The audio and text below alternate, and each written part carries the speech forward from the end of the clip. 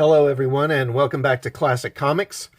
So today I'm reviewing X-Men number 7 and wow, this issue is so disturbing. So we begin with Melody Guthrie and they tell her that, and of course she used to be the mutant Arrow, but she lost her powers some time ago. So we begin with her, and she wakes up, and then she goes in to have breakfast, and they tell her, okay, this is the day. The day for what? The day for Crucible. And what's Crucible? Well, we'll get to that. Now, I'm going to skip a bit here, and again, this is written by Hickman, art by Lainell Francis Yu. So let me skip ahead here a little bit. Okay. So then we get some scenes of Nightcrawler and Cyclops. And they spend most of this issue discussing Crucible and how they feel about it. And they're like, I don't know. Is this the right thing? I don't know. And, I'm kind of uneasy about it. I don't know how to feel. Blah, blah, blah. And then we get this scene with Exodus where he's talking to these mutant children. And he mentions the Scarlet Witch and how she used her mutant abilities to depower 1 million mutants during the House of X story. And, okay, and now this is interesting. So he says, and why? Because she thought it was the right thing to do. Because she knew what was best. That's what they do, the worst of them. They decide what's right for all of us, how to talk, how to think, what to believe. Now, who does that sound like? I mean, he could easily be talking about, the whole woke crowd here. Whatever you want to call them. Marxists, SJWs, whatever. But anyway, it's mentioned here that Crucible is a way for mutants who were depowered, who have lost their powers, to get their powers back.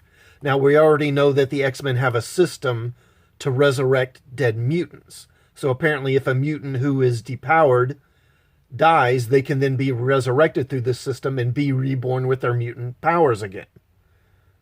But there's like 1 million of them, so they can't just have all of them being reborn at once. So they come up with this way for mutants to, I guess, earn their mutant powers back. And how do they do that? Jesus Christ. So they have to fight a gladiator match against Apocalypse. Now, I can understand how Apocalypse would be in favor of this. His whole philosophy is Darwinist, survival of the fittest and all that.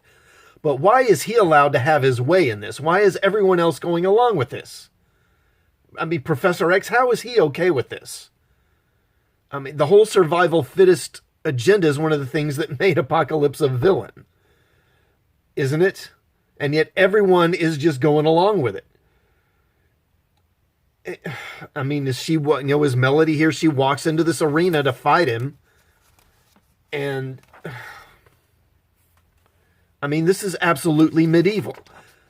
I can see something like this in Conan, but to have people who are supposed to be good guys, who are supposed to be moral people supporting this is ridiculous. I mean, look at this. I mean, Apocalypse is basically almost a demigod. He's thousands of years old. No telling how many battles he's fought through. Melody's, a teenage kid,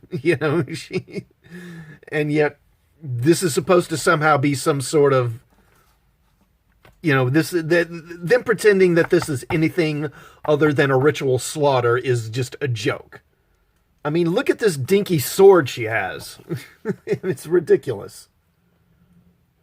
I mean, what is the point of this? She's supposed to prove that she's worthy to be a mutant by jumping into this arena and being slaughtered. And it's kind of ridiculous. You have to earn your powers back. I mean, for a mutant who's born with their abilities, that's like for a normal person, that'd be like you lose your eyesight and, okay, now you have to earn your eyesight back. Or you've lost a limb. Okay, now you have to earn the limb back. I mean, what?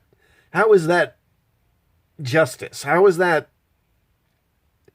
fair in any way? I don't get it. I don't see it at all.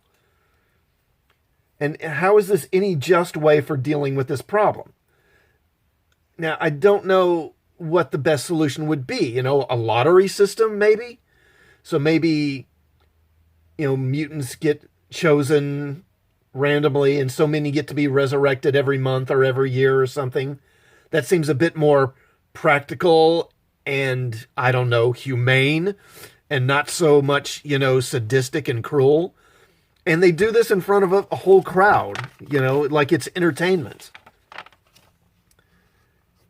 You know, it reminds me of how in the past when people would be publicly executed, you know, beheaded or hung, crowds would show up to watch because it was considered entertainment.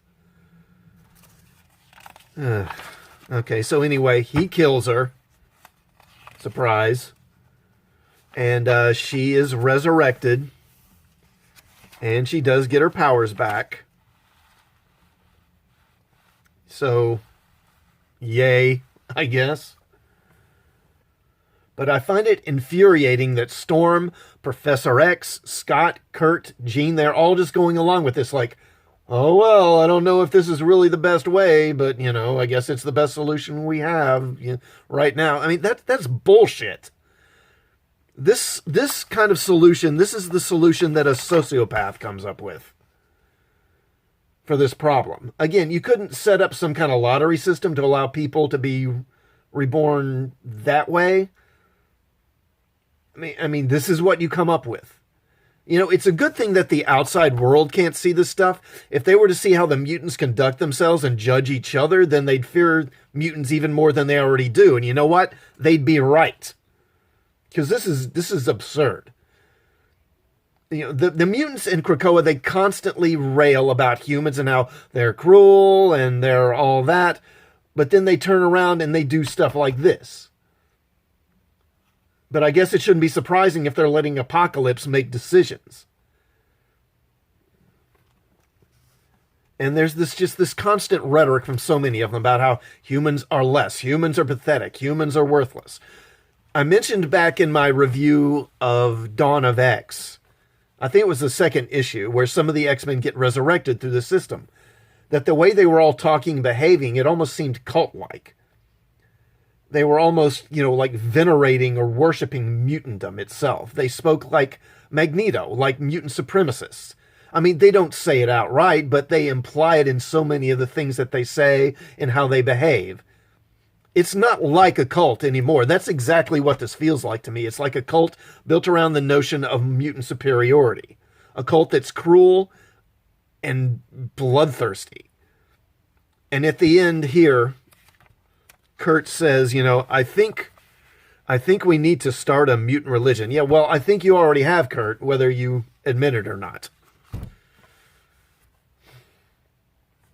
All right, so have you read this issue?